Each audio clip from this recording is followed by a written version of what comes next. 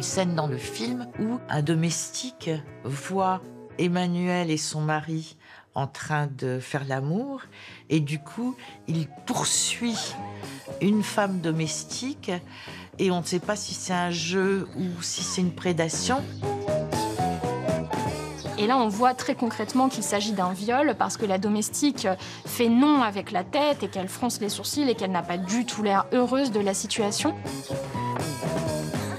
Et puis au fur et à mesure, elle se calme et on comprend qu'elle prend du plaisir. Ces scènes-là sont accompagnées de petites musiques guirettes, romantiques, qui nous laissent tout simplement penser que c'est totalement comme ça que ça doit se passer. Et ça, c'est absolument le produit de ce qu'on appelle la culture du viol, c'est-à-dire nous faire croire que le non féminin voulait dire oui. Bien sûr que c'est ça la culture du viol. À l'époque, clairement sur les écrans, ce qu'on nous offre, c'est des hommes qui n'ont pas ce qu'ils veulent aussitôt, giflent les femmes, les forcent, et ça paraît complètement normal. Les violences sexuelles se banalisent au fil des pages du scénario. Comme un passage obligé dans son initiation érotique, Emmanuelle est elle aussi violée, sous le regard pervers et satisfait de Mario. J'ai revu le film hier soir, mais j'ai halluciné quand j'ai vu la scène de viol, je l'avais complètement oublié. Le film est non seulement très sexiste, mais il est aussi raciste. Les hommes thaïlandais, ici présentés de façon très colonialiste comme des sauvages, lui sautent dessus, comme des bêtes.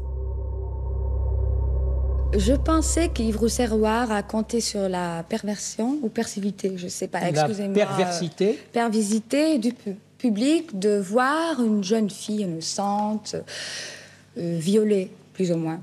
Ah, vous n'êtes pas vraiment violée, vous faites vous avez déjà dit que je fais ça avec des pas hollandais élégantes. Je dirais que vous faites un certain nombre de choses délicieuses à voir et peut-être certainement beaucoup plus à faire. Et que vous les faites toujours avec cet air innocent.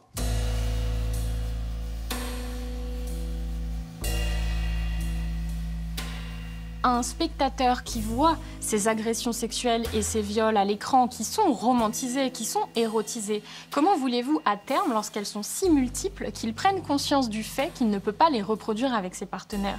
C'est-à-dire que nous toutes et tous sommes victimes de ces modèles, nous les intégrons et nous avons l'impression que le non-respect du consentement finit par faire partie en fait du jeu de la séduction. Pour moi, c'est la racine culturelle du mal actuel des violences sexistes et sexuelles. Est-ce que toutes les femmes ont envie de se faire violer? Je pense oui. Sincèrement, oui.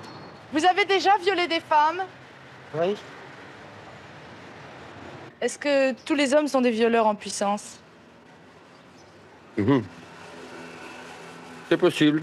Tout ce qu'on a construit dans cette époque des années 70 comme imaginaire pour les garçons, on en voit les conséquences maintenant. 50 ans après, 50 ans de violence sexuelle. J'ai envie de violer des femmes, de les forcer à m'admirer. Nous, les féministes, on a attiré l'attention depuis les années 70 sur le fait que cette sexualité brutale, ça s'appelle un viol. On a mis des noms sur les choses. On a appris aux femmes à dire non et à s'écouter elles-mêmes. Mais les hommes, ils ont été tout à fait confortés dans leur idée que c'est ma sexualité qui prime. Donc c'est libérons nos désirs, y compris avec les mineurs, y compris avec les enfants.